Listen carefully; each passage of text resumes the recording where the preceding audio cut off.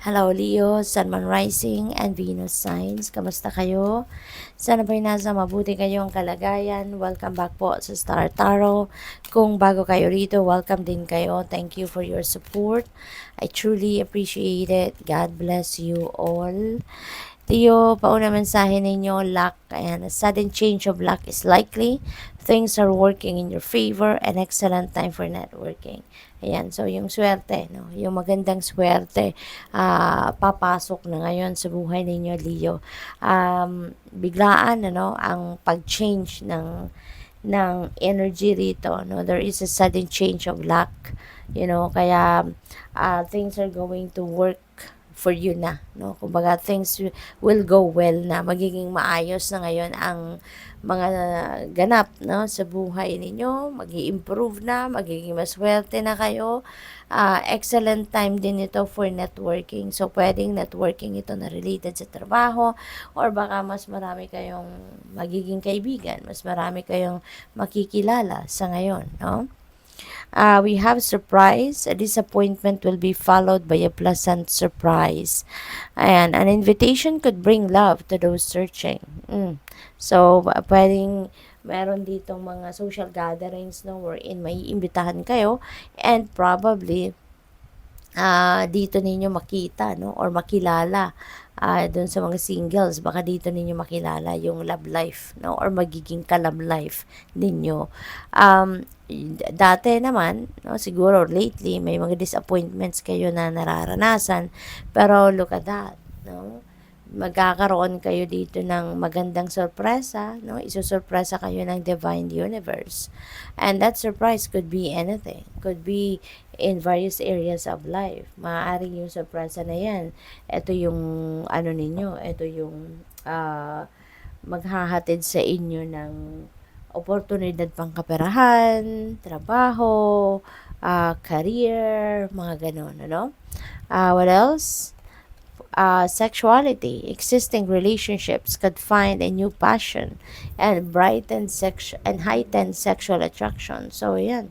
Maganda rin ito pagdating sa love life, no? Sa relationships. Kung meron na kayong existing relationship, so ngayon, mas magiging exciting na ang inyong relasyon. Maaring the fire, no? The romance will be back, no? Or mas magkakaroon kayo ng mas magandang ngayon, ganap sa relasyon, mas romantic, mga ganon. Opportunities for marriage and good family life are strong, but if single, beware of temptation that could lead to trouble. Ayan, so mag-iingat po kayo, no? Doon sa mga singles, kasi baka meron ditong mga illicit affair, baka meron dito mga temptation, no? Na baka ma-fall kayo sa, kunyari, may karelasyonan dati, 'di ba? Baka magkaroon kayo ng temptation dito to be a part of a relationship, no? Na may existing relationship na third party, mga ganon.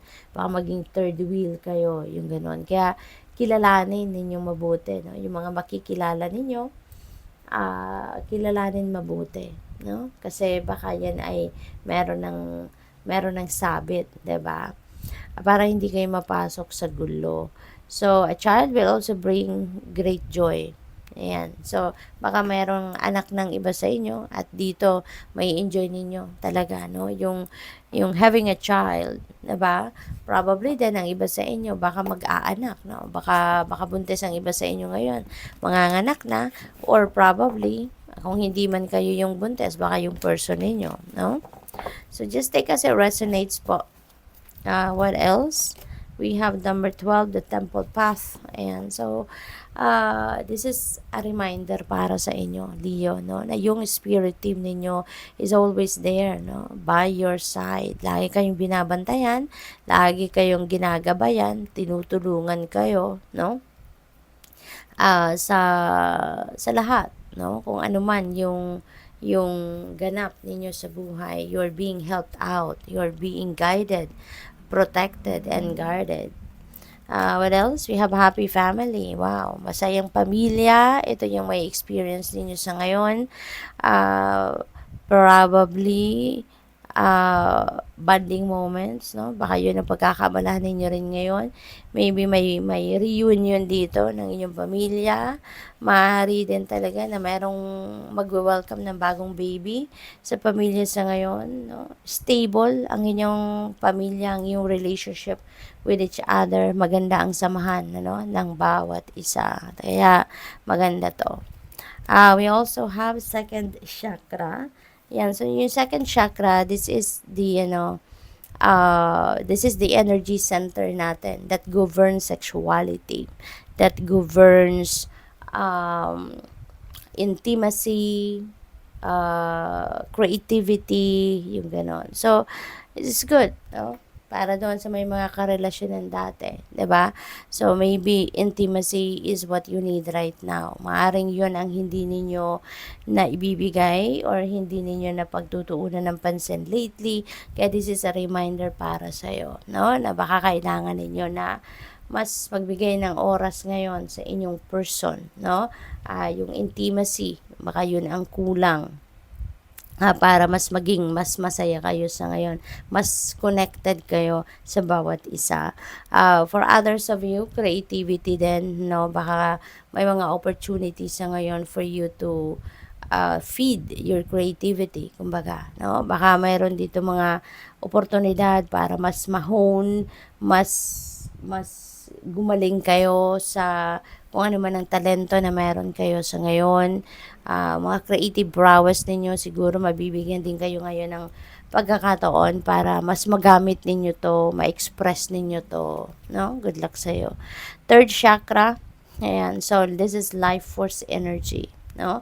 So siguro sa ngayon magkakaroon kayo ng drive, no? Mas driven kayo sa ngayon to do whatever it is that you want to do.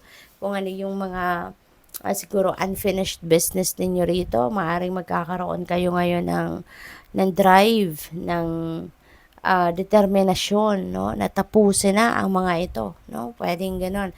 Or baka meron kayong mga bagong ideas, bagong ventures na naiisip and you are going for it. Hindi na kayo dito magdadalawang isip, no? At gagawin nyo to, sisimulan ninyo to. So, good luck sa'yo. Thank you for watching. Love and light. Namaste.